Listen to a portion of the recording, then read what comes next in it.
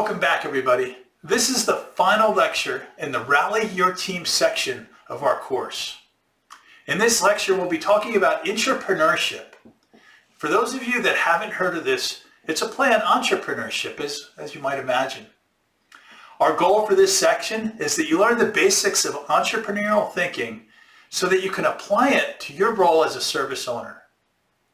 Additionally, we'll be introducing a few tools that are frequently used by entrepreneurs to develop new perspectives on their products and services.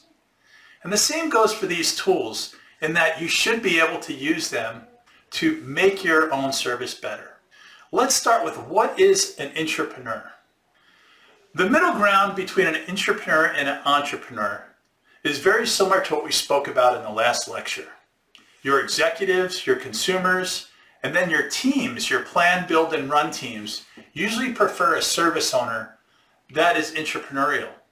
They're innovative enough to bring them new game-changing ideas. They're motivated to take some chances in exchange for the larger rewards. And they can be trusted to lead the team to victory. On the differences, it mostly comes down to the risk and reward factor between an intrapreneur and an entrepreneur. Intrapreneurs take on much less of a risk. In fact, there's a big benefit in reducing risk to being an intrapreneur. Intrapreneurs don't need to convince people to work for free, but it does help because sometimes influence is a big factor. And intrapreneurs have much more security in their jobs. My favorite part of being an entrepreneur is that I'm always training just in case I want to go back to my own venture someday. This part is personal for me, and I challenge you to make it personal for you. I wanted to share with you the key characteristics that I would want to see in an entrepreneur or an intrapreneur in my organization. First, I would want them to be very competitive. Nothing is ever good enough for them. They want to be better than everyone, and if they already are, they want to get even better. Second, I would want them to be influential. I believe this comes with putting the team's interests first. If the team truly believes that you as the service owner have their interests in mind, you will have influence. Third is to be transparent. One of my favorite things I used to do is sit with my development teams and tell them user stories. For the first time, they would understand the impact of all of their efforts in the previous months. Sometimes I'd even quote the customers that were grateful for these new features that they had put into my service. From time to time, I'd even share financial information about savings. After all, this is a performance metrics of the service as well. Since I'm already sharing my own personal thoughts, I will stay with that as a theme as we talk about useful tools from the entrepreneur's toolbox. Don't worry, I'm not going to ask you to write a 20-page business plan. Let's imagine that I'm the owner of a customer case management service. My service delivers value to my customers because they don't have to pick up the phone and call waiting on hold. Or even worse, they don't have to walk in and visit my company in order to get assistance. I might use an approach like this called a SWOT, which stands for strengths, weaknesses, opportunities, and threats, to review the service with my team. We then use the data that we create together to improve the service. Data from these types of analysis sessions help determine new requirements or even prioritize the old backlogs that we might have. The strengths section calls out what we do well as a service and a group, and especially what you do well against your competition. For example, your in-house staff may be an advantage over competition that maybe outsources their case management to an outside company to save money. Weaknesses are the opposite. It addresses what's lacking or what your competition does better than you. For example, our customers boast a better CSAT rating with their case agents than we currently do. Opportunities call out underserved areas or new needs for your service. If we know we're low in online case submissions, we should research why to bring other departments that aren't using our service today.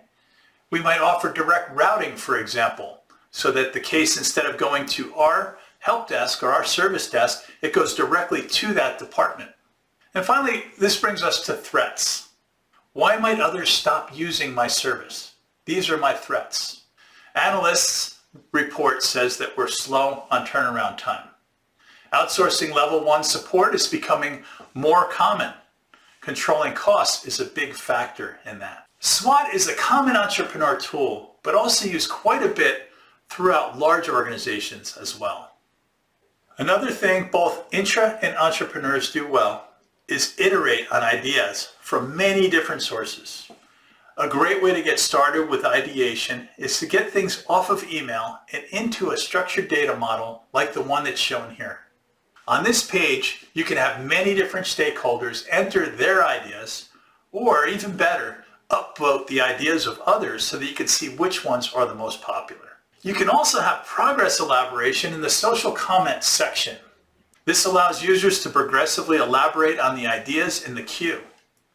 This can often lead to more thoughtful development of the requirement. Because this data is in a structured format, you can track it and you can decide which ones are going to get promoted up to the next level. Usually when these ideas get promoted, they turn into something formal. Sometimes they're called a demand. And demands get a more thorough evaluation. This is where we start to estimate costs and resources that would be required in order to implement this idea. The other benefit to have all of your ideas in this form is to deduplicate. If a user starts typing in a new idea, there are similar ideas already present. It will find it for them and encourage the user to elaborate instead of starting one from scratch. Entrepreneurs are constantly looking for areas of improvement, and often the best areas are in the minds of your stakeholders. Don't let that potential remain untapped. There are many tools out there that cross the worlds of intrapreneurs and entrepreneurs. In the past, I've used things like Porter's 5 Forces, the Business Model Canvas, and numerous fail-fast methodologies that provide great guidance for developing, testing, and adopting new innovative ideas. Keeping your mind open to new ways of vetting ideas and continuously improving your service will keep you and your organization up in the front of the pack. I'll see all you service owning and hopefully now aspiring entrepreneurs in our next lecture.